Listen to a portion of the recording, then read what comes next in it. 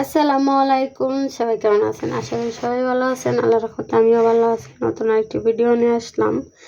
নিজের হাতে লাগানো কয়েকটা লাল শাকের সাথে আছে লন্তি শাক। এগুলো হচ্ছে লন্তি শাক। তারপরে আছে আপনার আমহুদুইরা শাক, এটা আমরা আমহুদুইরা শাক বলি।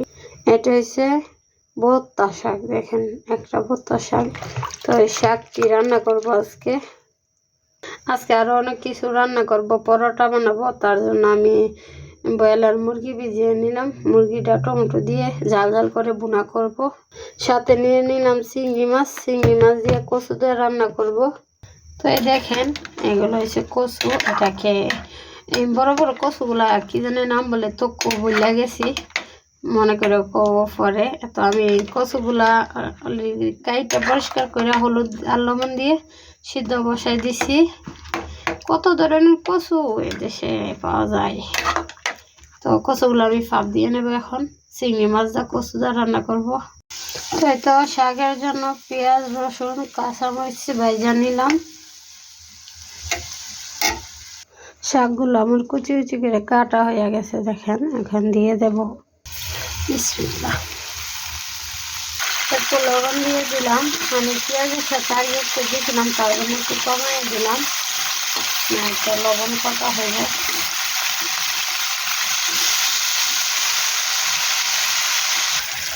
দেখেন আমার শাকটা অলরেডি হয়ে আসছে। আর একটু ভাজা ভাজা করবো। এখন অনেকে বলতে পারেন যে আপনি কেমন আছে এত রান্না বান্না কেন? আসলে আমার টার্গেট ছিল আমি শাক আর কচু রান্না করবো। শাক আর কচু রান্না করবো বাস আমার জন্য। তো আমার এক ফ্রেন্ড আছে, সে ভালো পরোটা বানাইতে পারে। তার একজনের ফোন দিয়ে বলতেছে তার নাকি পরোটা খাইতে মন চাইছে। তো বলছি ওকে, সমস্যা নেই, চলে আসো, পরোটা বানাবো। জাল জাল করে ব্রয়লার মুরগি কষাবো, আর সাথে ডিম থাকবে। এই জায়গায় আমার কচুর তরকারির জন্য পেঁয়াজ ভাজা হয়ে গেছে। মেহমান আসা উপলক্ষে এত রান্না বান্না না, হয়তো এত রান্না করতাম না। দিয়ে দিলাম রসুন বাটা, আদা বাটা, লবণ, আদা একটু ভাজা দিয়ে দিলাম, ধনিয়ার গুঁড়ো, হলুদ, মরিচ।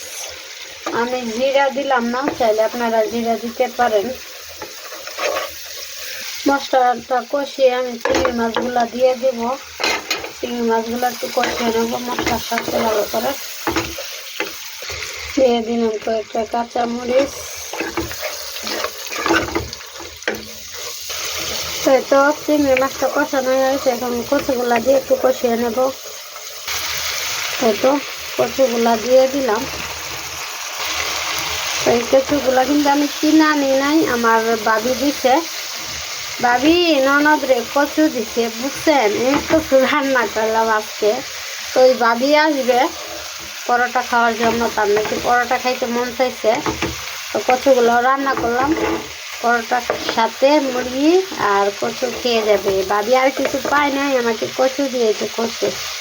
তো এই কচুগুলো এখন আমি কষিয়ে নেবো একটু চিংড়ি মাছের সাথে। তোমার কচুগুলো কষানো হয়ে গেছে, একটু লবণের প্রয়োজন দিয়ে দিলাম। না, কচু তো গলায় ধরে, একটু লেবু দিতে হবে। যাদের কচু খাইতে গলায় ধরে, একটু লেবু দিলে গলা চুলকানি চলে যাইব, চুলকাইব না। তো আমি একটু জল দিয়ে দিলাম। এই তো আমি জল দিয়ে দিলাম। আমি একটু লেবুর রস দিয়ে দিব, কারণ এই কচুটাতে গলায় ধরে। এই যে এক টুকরো লেবু, একটু রস দিয়ে দেবো, বাস 1 চামচের মতন দিয়ে দিলাম। বেশি দিলে কিন্তু টক হয়ে যাব। অল্প একটু দিলে কি গলায় ধরবে না। আর অনেকের আছে গলায় চুলকায়।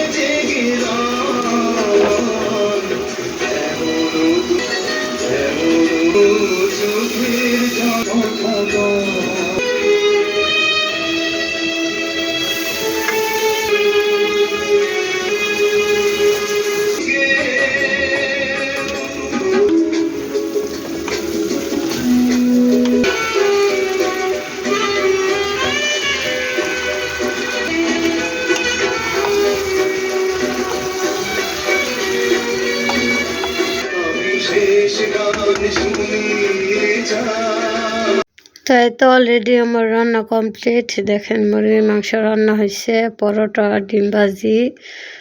তো এখন সবাই মিলে খাওয়া দাওয়া করবো। তো মুরগির মাংসটা প্লেটে বাইরে নিতেছি। তা সবাই কেমন আছেন অবশ্যই কমেন্ট করে জানাবেন। ভালো থাকবেন। আল্লাহ হাফেজ।